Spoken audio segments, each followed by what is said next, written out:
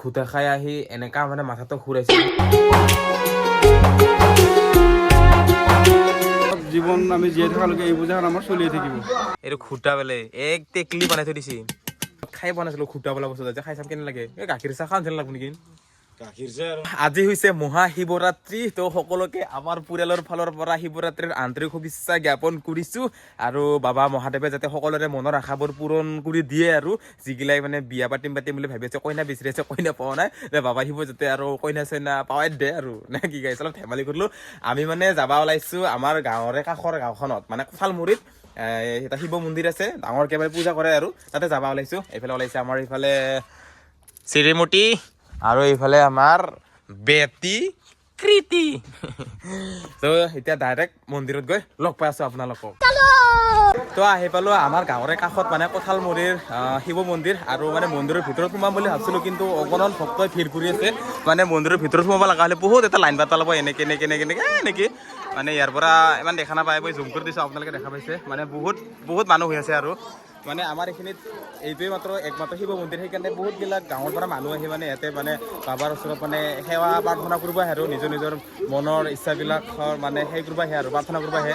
তাকে আমিও শ্ৰীমতীৰ লগত আহি পালোঁ, কিন্তু বহুত মানুহ দেখা পাই আছোঁ। অলপমান ৰখি পেলাই আমি ভিতৰত সোমাওঁ আৰু মানে বাবাক সেৱা চেৱা কৰোঁ আৰু ধুনীয়াকৈ।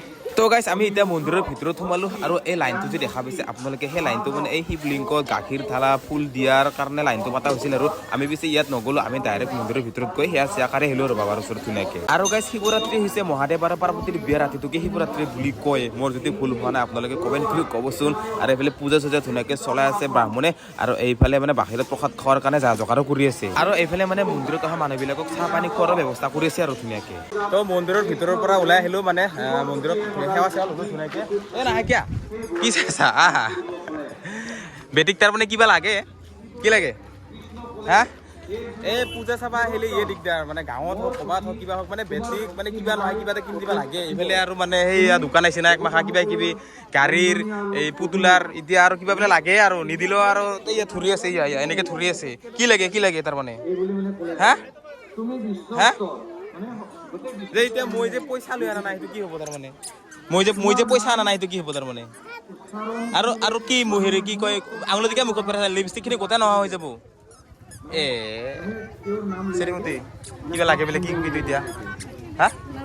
তোৰ ঐ মায়ে বোলে পইচা নাই, মোৰতো পইচা নাই, কি হ'ব এতিয়া?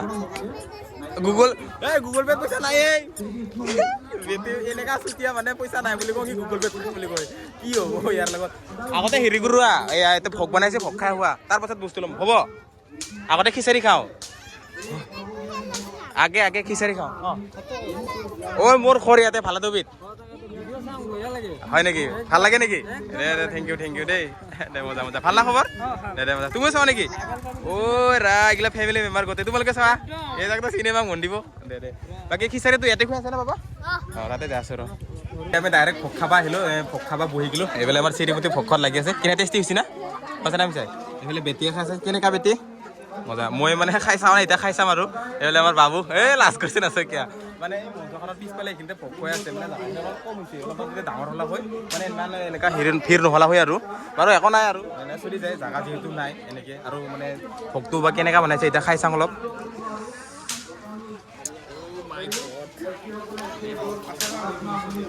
একদম মজা বনাইছে। এইফালে আমাৰ আৰু কঁঠালমুৰি গাঁৱৰ কি বুলি ক'ম এতিয়া, মানে উপদেষ্টা বুলি ক'লো আৰু। উপদেষ্টা ক'লেতো ভুল নহ'ব। কি খবৰ আপোনাৰ? বৰ্তমান ভালে। পূজাখনৰ বিষয়ে আপুনি দুআষাৰ কৈ দিয়ক আৰু ৰাইজক।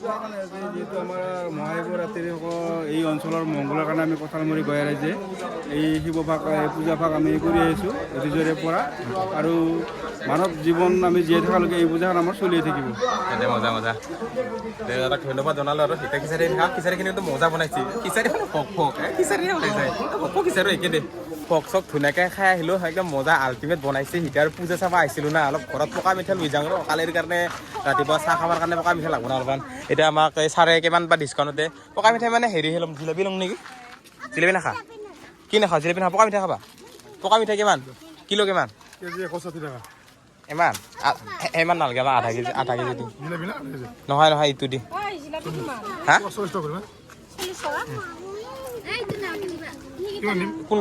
এইকেইটা নালকে দিবা এইকেইটা নালকে অকল এইটো ইটো ইটো ইটো 0.5 কিলো দি দে মন্দিৰৰ পৰা ডাইৰেক্ট আমাৰ গাঁৱৰ এক ঘৰৰ পূজা খাব আহিলো সিহঁতে মানে শিৱ পূজা কৰিছে আৰু শিৱ পূজা মানে মেইন মালটো হৈছে ঘোটা আৰু ভাং মানে এটা হাতৰ তাতে নাখালো আৰু বহুত মানুহ আছে না অলপমান কিবা সেনেকা লাগে দেচোন দে ইয়াতে বনাই থৈ দিছি এই মালটো বনাই থৈছি ইয়াতে বনাইছে না এইটো ঘোটা বোলে এক টেকলি বনাই থৈ দিছি আৰু গাঞ্জাটো ক'ত পায় এইগিলা এইয়া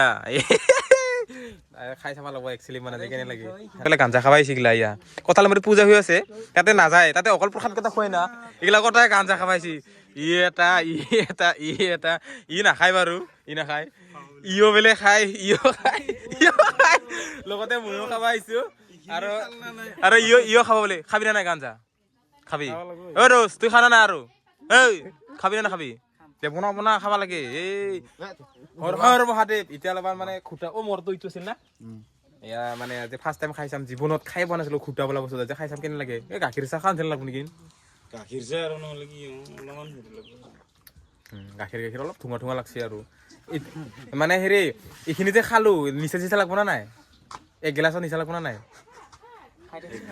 খাই পেলাই আৰু এইফালে মোৰ ঘৰটো হান্দি হা এই ৰাস্তাটো হান্দি যাব লাগব যদি আৰু ইটো খাই পেলাই নিচা লাগে পথাৰতে চিচৰি যাব লাগব আৰু হান্দি তাতে চিধা কৰি যাম হান্দি তাৰমানে নেকি আৰু মজাকে তো গাইজ দিনত ঘোটা খাই আহি এনেকা মানে মাথাটো ঘূৰাইছিল সেইকাৰণে দুপৰীয়া আহি ডাইৰেক্ট বিচনাত টোপনি মাৰি আছিলোঁ আৰু কেতিয়া ৰাতি হৈ গ'ল গমে নাপালোঁ গাইজ সেইকাৰণে দিনত একো ব্লগ শ্লগ বনাব নোৱাৰিলোঁ আৰু এতিয়া বিচনাত শোৱাৰ পৰা পুনে উঠিলোঁ তো আজিৰ ব্লগটো ইমানেই আছিলে লগ পাম এটা নতুন ব্লগৰ সৈতে আজিলৈ ইমানে বাই বাই